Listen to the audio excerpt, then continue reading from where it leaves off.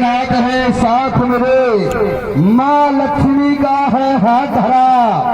कौन भरेगा जग में, कौन है माई का लाल जरा।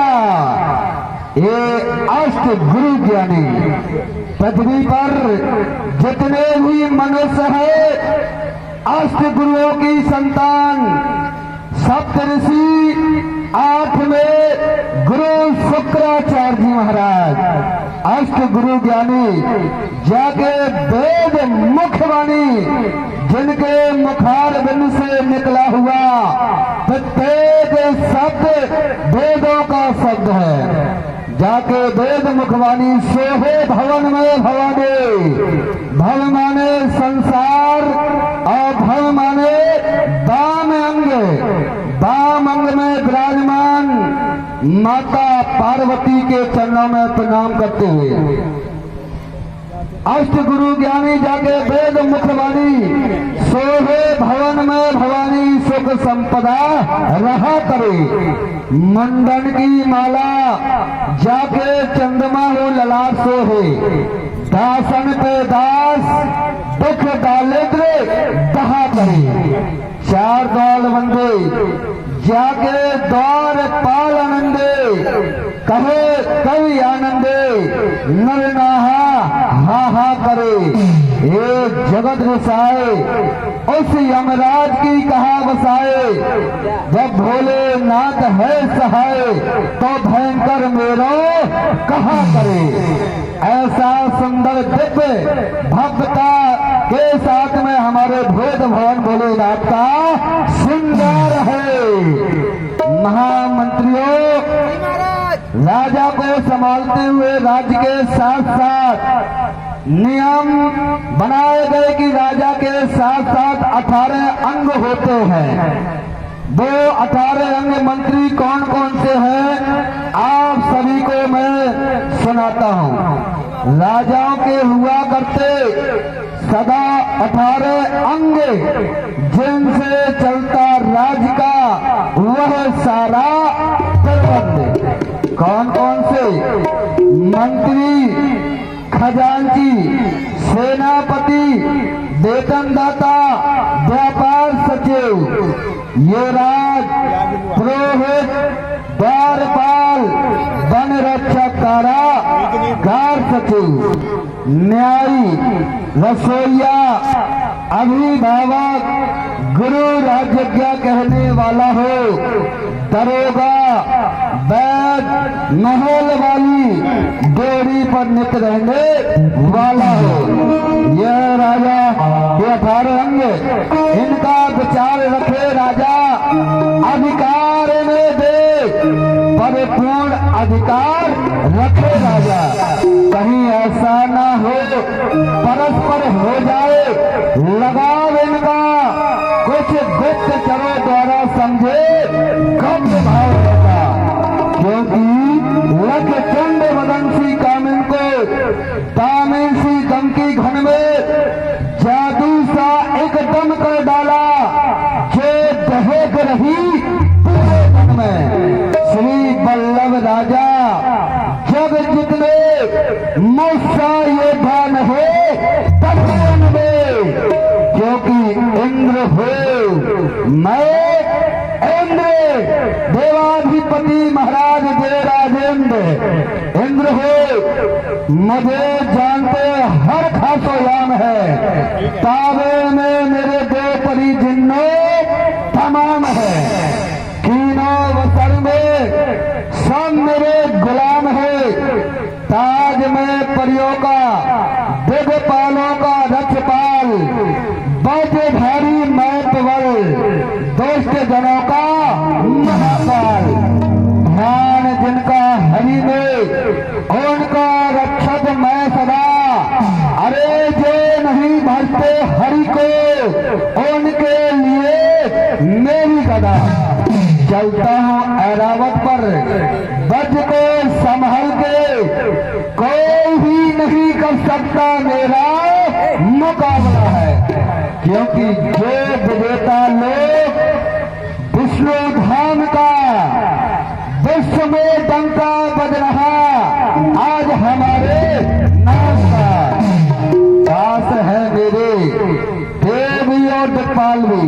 नाम सुनकर कांपते पृथ्वी और पाताल भी, यक्ष भी, गंधर्व भी, देवपाल भी और महिपाल भी, क्योंकि मैं ही तेज राशि, मैं ही जगतपते, चपला का रूपधर अचला को चमकाता हूँ, सृष्टि को निहार करता सदा कृपा दृष्टि पर, ऐसे पृथ्वी पर वरुण द्वारा जल बरसाता हूँ।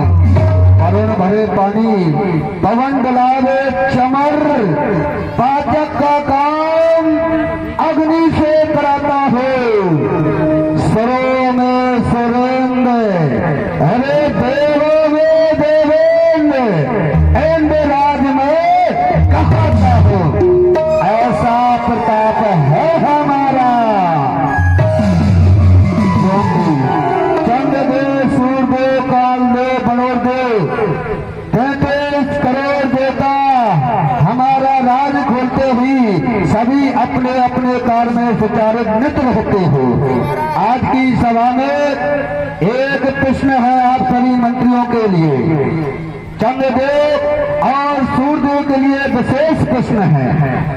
कहते हैं गुरु वैद हो चाटुकार, सेना नायक संगंती हो, झूठे बकवादी मोह फट्टा, कपटी राजा के मंत्री हो, तो राजा राज के सहित चौपट होता है। छोटी छोटी भूलों से एक दारुण संकट होता है। प्रश्न ये है कि अमरावती का राज्य, मैं यहाँ का राजा देवराजन जी महाराज, यहाँ पर नित्य रंभा, मेनका और वसे भांत भांत की अप्सराओं का नित्य गान हम देखते हैं और सुनते हैं, लेकिन हम यह जानना चाहते हैं कि इस अमरावती में सुंदरताई तो है ही है जी महाराज, लेकिन कहीं अमरावती में रहने वाली सभी स्त्रियों से भी कोई सुंदर स्त्री है? सबसे प्रथम प्रश्न है सूर्यदेव से। महाराज, जब मैं इस पृथ्वी पर अपनी पूरी कलाओं से निकलता हूँ, जितनी भी इस पृथ्वी पर स्त्री रहती है, मेरे तेज की वजह से मेरे तेज को सहन नहीं कर पाती हैं और अपने अपने महलों में, मकानों में छुप जाती हैं। इस बात को मेरा भाई चंद्रदेव अवश्य आपको बताएगा। ठीक ही कहा तुमने सूर्यदेव, जिस समय तुम उदय होते हैं, तुम्हारे तेज अथवा गर्मी के प्रभाव से सभी जितनी स्त्रियां हैं सभी लोग अपने ग्रह में चली जाया करती हैं। चंद्रदेव, क्या इस प्रश्न का उत्तर तुम्हारे पास है? हाँ महाराज, आपके प्रश्न का उत्तर मेरे पास है। तो उत्तर दिया जाए। महाराज, आप भी इस बात को जानते हैं, आपकी जो अप्सराएं हैं इनसे भी सुंदर स्त्रियां मृत्यु लोक पर रहती हैं। और महाराज, एक स्त्री है जो गौतम ऋषि की नारी अहिल्या है। आपके स्वर्ग लोक में उसकी बराबर सुंदरता किसी भी अप्सरा में नहीं है। आपको महाराज ये ज्ञात भी होगा कि अहिल्या का विवाह आपके साथ होने वाला था, परंतु विधि ब्रह्मा के कहने से उस गौतम ऋषि के साथ में उसका विवाह हो गया। महाराज, पृथ्वी लोक पर एक अहिल्या को छोड़कर और उससे बराबर कोई सुंदर स्त्री नहीं है। उसी समय का बदला, उसी समय का इंतजार कर रहे हैं चंद्रदेव जी महाराज। तुम्हारे मुखारविंद से सुना गया, मृत्यु लोक में गौतम ऋषि की पत्नी अहिल्या जी महाराज ब्रह्मा जी की पुत्री है। कौन है? यदि उस जगत पिता ब्रह्मा ने इस इंद्र के साथ में छल किया है, तो इंद्र भी अहिल्या के साथ में छल करेगा, क्योंकि जगत पिता ब्रह्मा ने अहिल्या का विवाह मेरे साथ साथ में नियुक्त किया था, परंतु अहिल्या को ब्रह्मा जी ने गौतम ऋषि को सौंप दिया। और जब समय आया तो जगत पिता ब्रह्मा ने ऋषि से अहिल्या को लिया, तो उसी तरह पवित्र पाया प्रसन्न होकर के, और उस जगत पिता ब्रह्मा ने गौतम ऋषि के साथ में विवाह कर दिया। जी महाराज। उसी समय की ये ज्वाला बदला लेने के लिए तड़प रही है। सब मंत्री वर्ग जा सकते हो, यहाँ विचार करना चाहिए कि क्या जिसने हमको तरह तरह के कष्ट पहुंचाया, तो क्या मैं उसी प्रकार से उन्हें सुख देता रहे? चंद्रदेव महाराज मैंने भी सुना है, हाँ जी। कि अरुण सभा की आवाज में, जी महाराज। अरुण सभा की आवाज में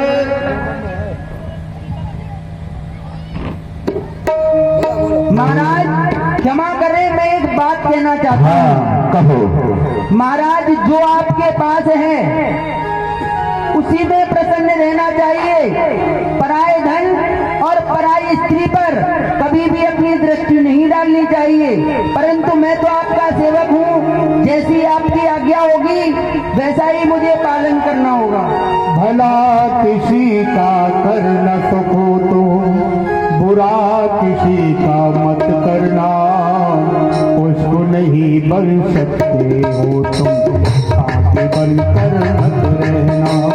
भला किसी का कर न सको तो बुरा किसी का मत करना, तुम नहीं बन सकते हो तुम, साथी बनकर मत रहना, बनकर मत रहना।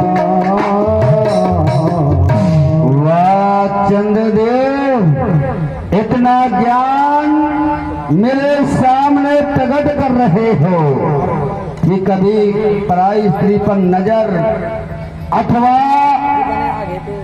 कभी किसी का हरण छल विद्या कुछ भी नहीं करना चाहिए। हम कौन है यहाँ के?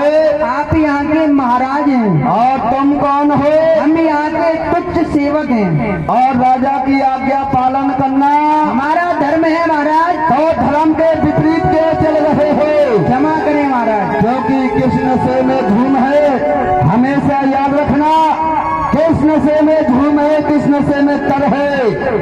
तुझको ये पता नहीं, तू मालिक नहीं नौकर है।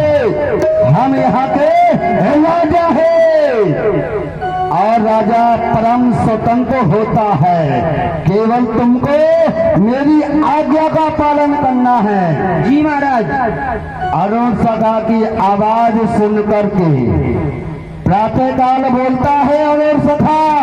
जी जो महाराज। पुत्र की भांति गौतम ऋषि जी मानते हैं, तो उसकी आवाज सुन करके गौतम ऋषि गंगा स्नान करने के लिए चले जाते हैं। लेकिन तुमको इस कार्य में मेरा पूरा सहयोग करना होगा। जी महाराज। पता है क्या करना होगा? क्या करना होगा? सबसे प्रथम अरुण सखा एवं मुर्गे का भेष बनाना होगा, और तुमको आवाज लगानी होगी। प्रातः काल नहीं बल्कि अर्धरात्रि में जब तुम्हारी आवाज को सुनेगा गौतम ऋषि, तो गंगा स्नान के लिए चला जाएगा। फिर इधर अपनी मनमानी